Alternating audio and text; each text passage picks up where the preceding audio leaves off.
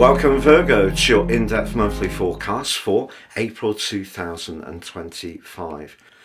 It's a pleasure to work with you. If you'd like to work with me directly, please check out my testimonials below for my one-to-one consultations.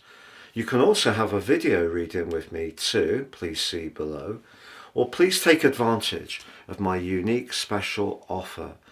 My combination reports of your life roadmap and also your 12-month transits give you an opportunity to understand the patterns that are played out in your life so far, but also get a much more intimate understanding of them, but how you can work with these in terms of the upcoming months, the next year, in order to time your moves really succinctly, when to hold off and when to go for it. And there is 30% off. Please see the link below for more. There's a lot of action in your sector of relationships this month. It begins with your ruler Mercury in a retrograde along with Venus, and they're in a pretty close relationship through the first 10 days of the month. You could find yourself rediscussing something that didn't quite work out the first time around. Now that may be around someone you met, you liked, and then for whatever reason you didn't quite find the way to move forwards. Now if there is someone you're really drawn towards and you really enjoy being with them, this could be the month when that relationship becomes a much more permanent feature of your life. But unfortunately, Virgo, the converse can be true, and it's difficult for me to say which particular scenario will play out for you, because each Virgo will have their own life experience.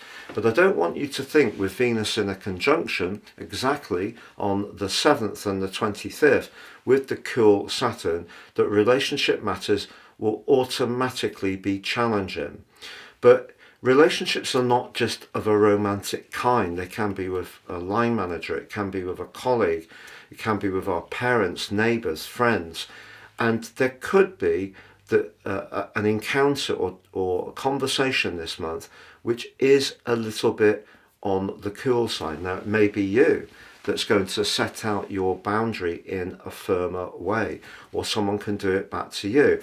But if everyone's very open and honest, it can be an opportunity to improve relationships. And that's why with Mercury and Venus both in retrograde as the month begins, although it could slow down certain situations, it may mean there could be some misunderstandings, there is opportunity too, and I really wanted to reassure you about that. But of course, at the end of last month, we had a solar eclipse. And as we start this month, the sun is continuing in your 8th house, which is about where we're most deeply invested, emotionally, spiritually, psychologically, or financially, or even romantically. But the 8th house can also be where things come to a close which aren't working. But if you have found being close to people in your life somewhat of a challenge, the combination between the Sun and Chiron from the 9th to the 16th is a chance to rethink about issues of intimacy. Also, Black Moon Lilith is going to be moving on the 6th into the part of your chart to do with your thinking and how you articulate your needs. But it is clashing with the powerful Pluto through to the end of the month. And maybe is, if keeping your life very systematic, organised, and also almost metronomic, that could in some ways be a little bit of a passion killer. So that's one to look out for too. But also at the start of this month, if you are someone who wants to make the most of your resources in a business context, a glittering alliance between the Sun and Jupiter through the first 10 days gives you a chance to connect in a very dynamic way, and you could have a stroke of fortune. But it all depends on whether the other side is prepared to be as invested in terms of commitment as you. Not necessarily financially, it's the commitment. But that energy in the 7th house suggests that there has to be clarity around all sorts of relationships. And don't budge on that. It's very important that by the time your ruler Mercury goes direct on the 7th and Venus on the 13th, that you do have that clarity. Now, ironically, on the 16th, Mercury, followed by on the 30th, Venus, move back into the sign of Aries. So if it is money that you're talking about, by the end of this month you could get greater clarity. But at the start of this month, we're being energized by a potent solar eclipse, which occurred on the 29th of March. And that provides a backdrop for the next 6 months. If you do want to be enterprising, entrepreneurial, and more go-getting around your long-term financial planning or property, that's a terrific eclipse to help you. And the energy of Jupiter supports you in the early part of April. But it's important to know that Neptune moved into that 8th house too. Neptune can distort, but it can inspire. So whoever you're connecting to, through whichever part of your life, it needs to feel right. And Neptune's very much to do with instinct, and so is the sign of Aries. So follow your gut feeling, it will guide you. Now, ironically, as much as Saturn does put a little bit of a number on Venus this month, he actually forges a terrific angle with Uranus. Now that's interesting. The two co-regents of the sign of Aquarius, where Pluto is asking and pushing you to think about the structures in your life, your daily routines in a fresh light, even your approach to health and nutrition and diet. But that combination of those two rulers of Aquarius suggests that if you're linking to someone who's progressive, but at least you know where you stand with them, whether it is romantically or business-wise, that can be a relationship that can thrive. So lots of very contrasting but fascinating themes at the start of this month, which brings us to the heart of the month, Virgo, because we have a full moon. But it's a full moon that is going to make you ask some questions, serious questions about finance. If you don't feel valued in a situation, you don't feel seen or heard or fairly recompensed, it's a full moon that could bring out a stroke of militancy in you, because Mars, the planet of desire but assertion, is in a very noble part of your chart for the first 2/3 of this month, or the first half of the month, in the sign of Cancer.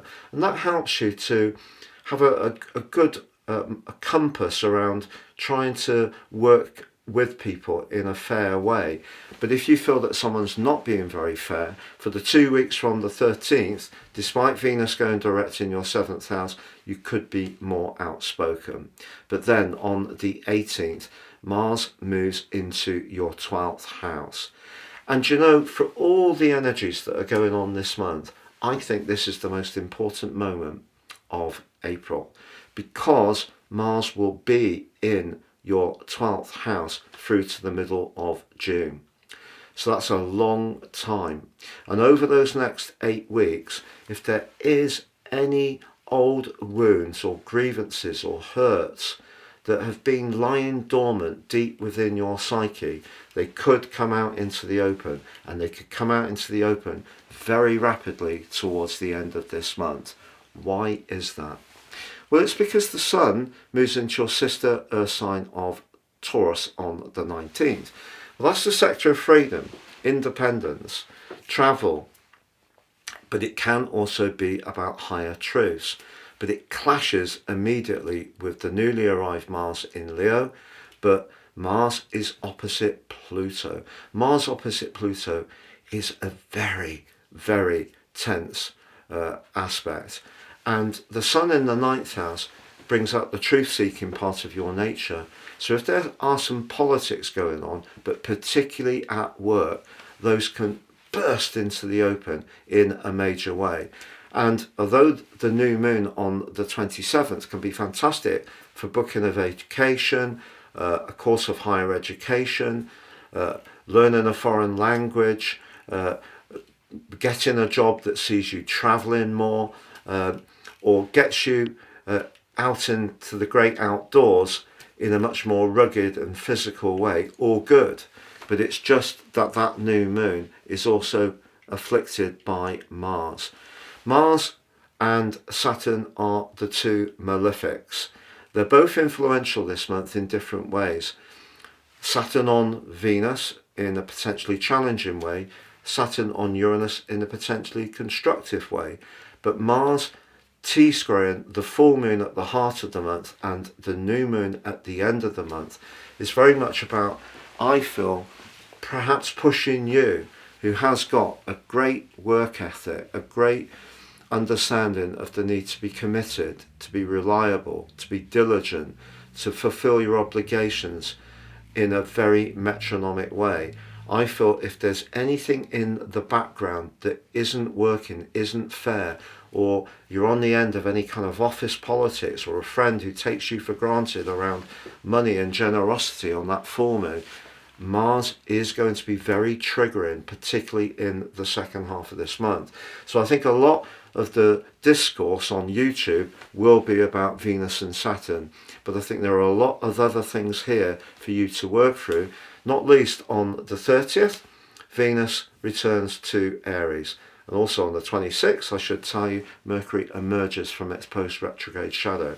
So that 8th house energy, which can be about shared resources, but also intimacy, resolves itself well at the end of this month. So if a relationship does go through some tense moments, perhaps there are some frank discussions, perhaps you're needing to listen to how someone sees you and it doesn't really chime with how you see yourself, that can be painful. But if through it, the conversation, the dialogue, you get to a stronger, safer, more secure point, that's all good. But if there are those old grievances, or you're dealing with someone who tends to be very subterranean and deeply malevolent in their approach, Mars in the 12th house, the sector of secret enemies, you need to keep your guard up towards the end of this month. Have a great April, Virgo. If you've yet to check out my new website, please join me at www.patrickarundell.com. Got loads of brilliant new content for you to enjoy.